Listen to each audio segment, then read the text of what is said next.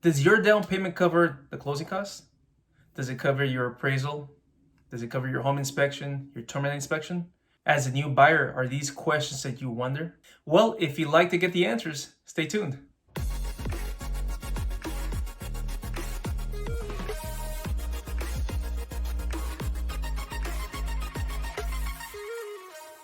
Welcome back. This is Christian Medina with Remax Time Realty. Today I'm interviewing Tercero from Franklin Loan Center.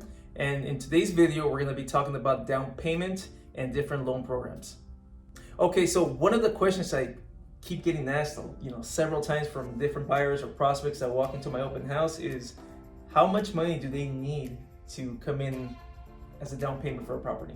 There's basically two loan programs that we use. Most people use is an FHA, which requires 3.5%, and the conventional can go as low as 3%.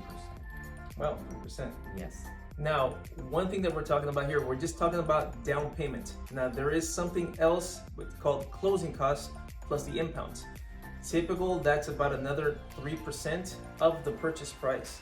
So what you got to remember is that if you're coming in with a program that like FHA, and you're coming in with 3.5%, that's not including the closing costs of the impounds. That's separate.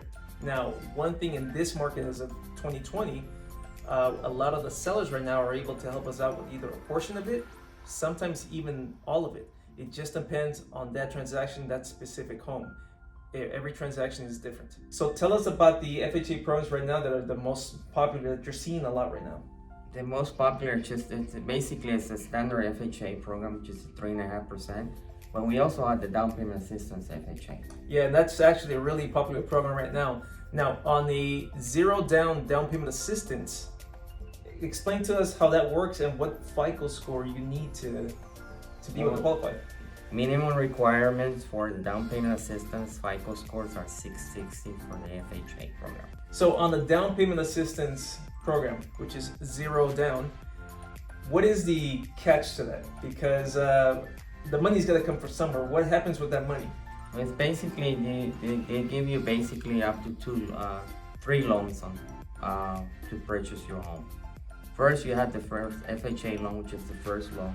The primary loan. And then you get a down payment assistance on the second for 3%. And you can get up to 4% on the third loan. So that's almost 7% down payment assistance. So on the third loan, is that for closing costs? It can be used for closing costs, and it covers your impounds. Excellent. Now, what happens with these programs though? I mean, you're being charged an interest? Yes, you are. Okay, do you have to pay that interest with your monthly mortgage? The second loan is basically at 3.4%, and the third loan is 0%. Okay, so on the second, are you paying for that monthly? You don't have to pay that. You're not required to make any payments, but it does have to be paid within 30 years. 30 years. So, and also if somebody sells a house or refinance, that is correct. If you ever sell a home or you refinance, you have to pay those back. Excellent. So is it pretty much a silent second and third? Yes, it is. Excellent. So again, what that means is if you're borrowing money, if you borrow $300,000, you're not coming in with the down payment, and in some cases not even with the closing costs. You'll have a second for the down payment and the third for the closing costs that you don't pay at all up until 30 years, or if you sell or if you refinance the property. Yes. We also have another down payment assistance where you don't have to pay any money back. It's basically a grant. It's free money to you, basically. You don't have to ever pay it back. So is there a catch to that, or a FICO that you need, or a way to qualify? They do have FICO requirements on those two. What is the FICO requirement? Usually 660 and above. 660 and above? Okay. And the qualifications, is it different from the down payments? No, it's not. It's the same. Excellent. Okay. So on the regular FHA program, you said that the minimum down payment is 3.5%? Yes, sir. And what is the FICO score for that? We can go as low as 600 FICO score. 600 FICO score? Yes. To be able to qualify? Yes. Typically for all these programs that we're going to talk about today and the ones we just mentioned, what are the documentation that you need to be able to qualify somebody?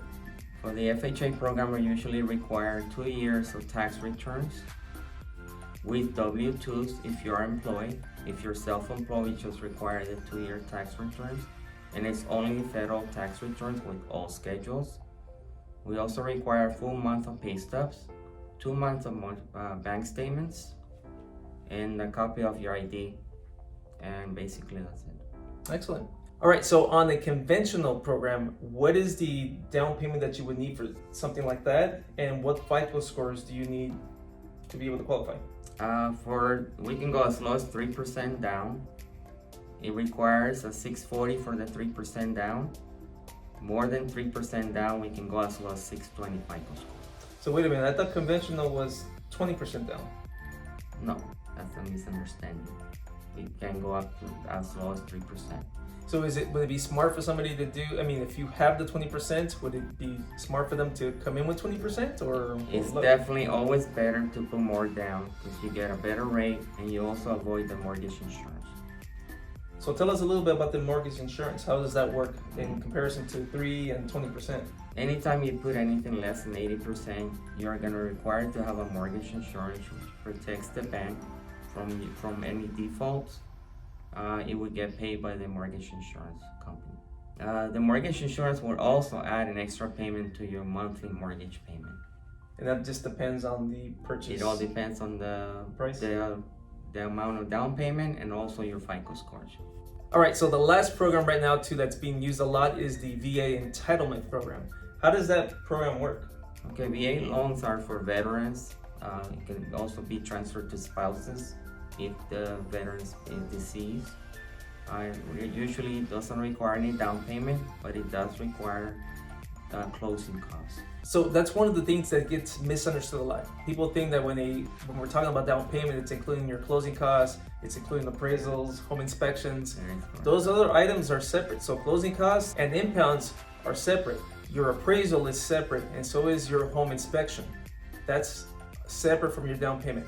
As I mentioned earlier, the closing costs and impounds is something that we can either get the full amount or a portion of it from the seller.